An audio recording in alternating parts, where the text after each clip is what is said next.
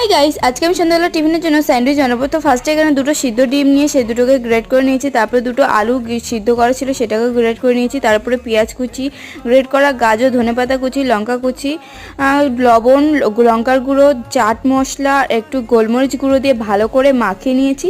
আর ভালো করে মাখানোর পরে এগুলোকে বল বল আকারে করে নিয়েছি। তো তারপরে একটা বাটির মধ্যে একটা ডিম নিয়ে ভালো করে ফেটিয়ে নিয়েছি। এখানে দুটো পাউরুটি নিয়ে নিয়েছি। আর আগে থেকে যে পুরটা বানিয়ে রেখেছিলাম সেটা এর মধ্যে ভালো করে দিয়ে দিলাম। আর যে ডিমটা ফাটিয়েছিলাম সেই ডিমটা সাইড থেকে অল্প অল্প করে দিয়ে আমি দুটো রুটি দিয়ে এটাকে ভালো করে দিয়ে কেটে নেব স্যান্ডউইচের আকারে। কেটে নিয়ে তারপর কড়াইয়ের মধ্যে অল্প পরিমাণে তেল দিয়ে আর হালকা ফ্লেমে রেখে এটাকে আমি ভেজে নেব, মানে হালকা করে ভাজবো। আর উল্টে দিয়ে আর একটু তেল দিয়ে নিলাম, নিয়ে ভেজে নিলাম। ব্যাস রেডি হয়ে গেল আজকে আমাদের স্যান্ডউইচ। ভিডিওটা কেমন লাগলো অবশ্যই কমেন্ট করে জানিও। আমাদের স্যান্ডউইচটা খেতে দারুণ হয়েছিল, তোমরাও ট্রাই করো।